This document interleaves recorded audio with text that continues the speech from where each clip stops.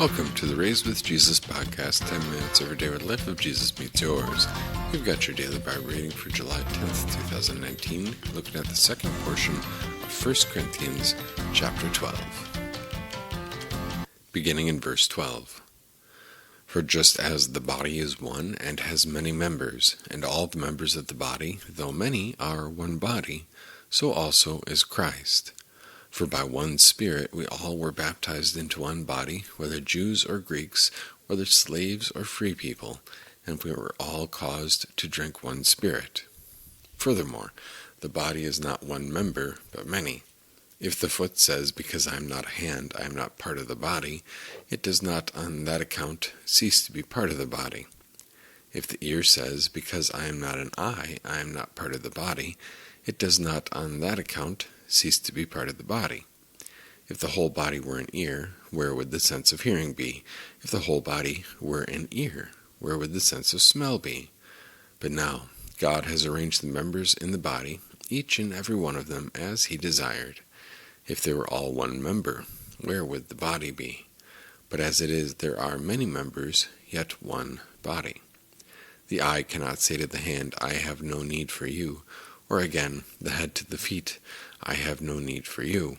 On the contrary, the members of the body that seem to be weaker are much more necessary.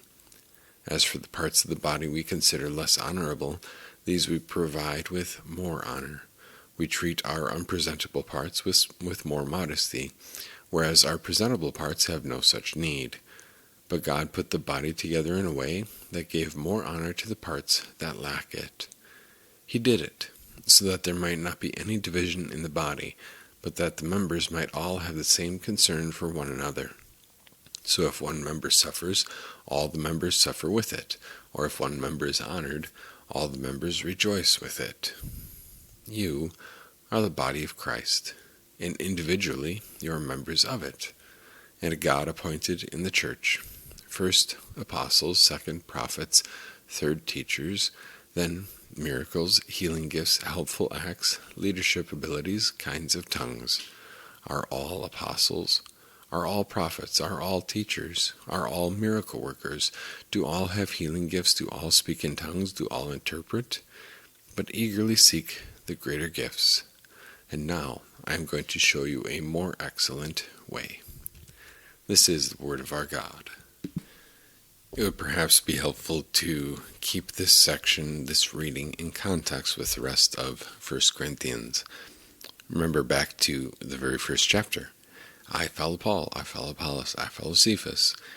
Remember the previous chapter. They get together for the Lord's Supper, and those who are rich and wealthy bring their artisan breads and, gallons of wine, of fine wine, and those who are slaves or had to work the entire day as a regular laborer, they show up with the rest of their crust of bread and the wine that they had saved from the day, from that day's allotment of wine. And they get together to celebrate the Lord's Supper in a place where they're all supposed to be equal. And there are the rich people getting drunk. There are the poor people going away hungry and thinking that this is okay. And so Paul, again, he highlights the blessing, the beauty, the value of the fellowship that we share. And in this chapter, and in these verses specifically, he goes to great pains to really correct their misunderstanding of what is most important in God's church. Because what we'll see again in chapter 14 is that there's this obsession with speaking in tongues. And we'll talk about speaking in tongues a little bit more in depth as to what it is and what was involved when we get to chapter 14. But it's most likely, this evidence of the working of the Holy Spirit, and God was demonstrating that He was present there, and they were thinking that speaking in tongues was far and away better and more important than anything else, as though it's some personal, feather in your cap or badge of honor that I speak in tongues.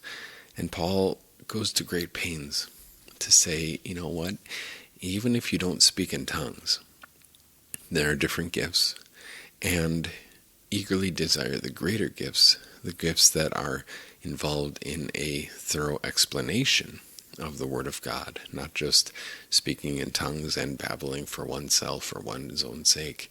And so what he does here, he bends over backwards to raise up the weaker and the more overlooked, and those who seem to have fewer gifts. Paul prizes the tongues for himself and for his church. We'll talk about that in chapter 14.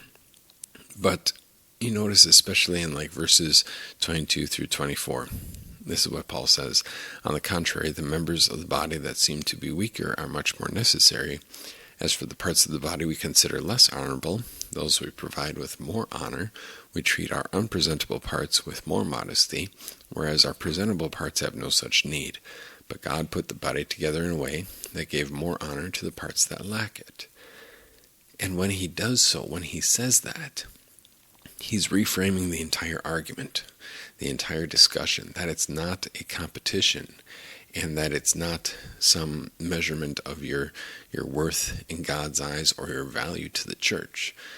Quite to the contrary.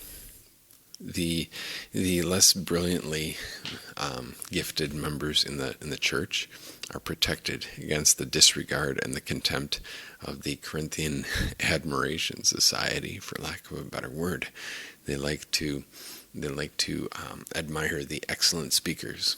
Oh, we follow Apollos because he is such a brilliant speaker, and that Paul not so much. The analogy of the body's less honorable members enables Paul here to make two specific points. God, the Creator and Redeemer, has put the members of the body where they are, and he has made them an indispensable part of the entire organism. And so, with that kind of in the background, we begin to see what this part is all about. When he's talking about the body, and he verses 12 through 19, talking about the body. Just as the body is one and has many members, and all the members of the same body, though many are one body, so also is Christ. And you would expect him to say so also with the church. But the connection between Christ and his church is so close that he substitutes the word Jesus, really, for the church. So also is Christ, where there should be no space for argument or dissension or pitting one gift against another, or looking down on what I have or what I don't have. No, you have an indispensable part and a place in the body of Christ, of Jesus. Not just talking about your occupation or the task that you carry out within the church. But where do we serve? In the body of Christ. For by one Spirit we're all baptized into one body, whether Jews or Greeks, slaves or free, and we were all given the one Spirit to drink. There's absolute unity, not despite, but because of the diversity of the members of the body. And he really goes on about the analogy of the body, and imagine like a big old eye rolling down a street. We can't even have an eye without eyelashes and eyelids and tear ducts.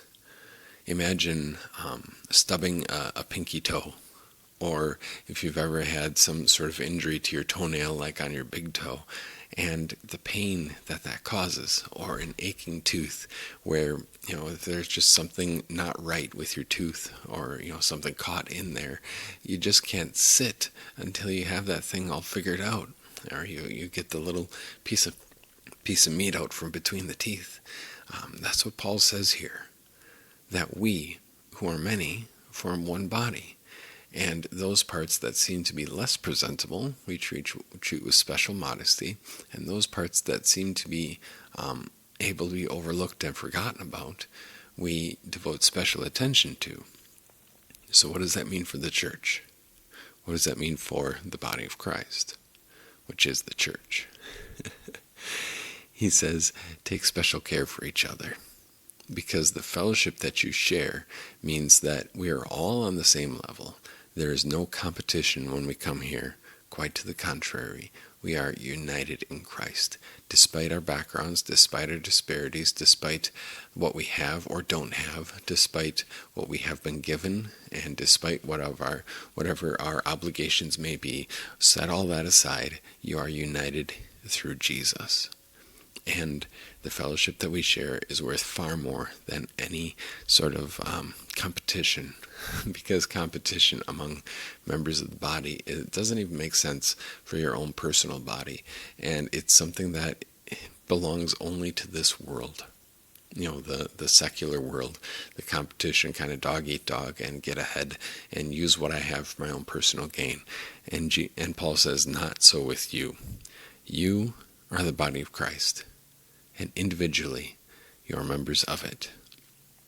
So as you go about your day, think about the people that we haven't seen in a while. And it would be easy for some to maybe cop an attitude.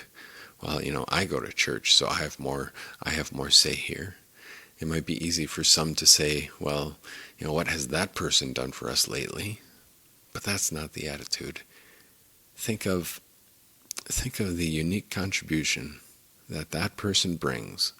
And even if you don't know what that is right now, what Paul is saying here is that every single person who is a member of our congregation brings a unique contribution to the body of Christ here at this place.